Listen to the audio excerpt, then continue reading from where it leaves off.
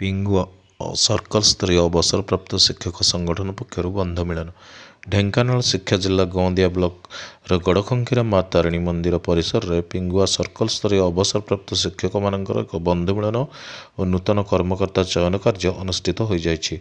पिंगुआ खंडबंध करंदा निहल प्रसाद दशमाण करड़ाबणी लाउलई बेगा खंकीरा लेथका रतनपुर सोलगाड़ी अंचल 31 जन शिक्षक और शिक्षयित्री योगदान करते।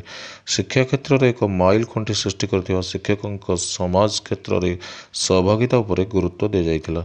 यह कार्यक्रम में लेथकार वरिष्ठ शिक्षक रास बिहारी कर परिचालना दायित्व ग्रहण करते। सर्वसम्मतिक्रमे यह संगठन सभापति भाव हृषिकेश सेनापति, संपादक हेमंत कुमार ब्रह्म, सह संपादक लीलन प्रभा जेना, कोषाध्यक्ष वीरकिशोर नायक और परामर्शदाता भाव हरप्रसाद सेठी, रवीन्द्र महाराणा, गोपाल चंद्र महालिक, श्रीकांत भूइया, संध्याराणी स्वाई, अनंग प्रभा स्वाई रही अच्छा। यह संगठन द्वारा सरकार निकट में आगामी दिन में अवसरप्राप्त शिक्षक मानकर नानादी समस्या उपर दाबी प्रदान करा विषय विशद आलोचना करा।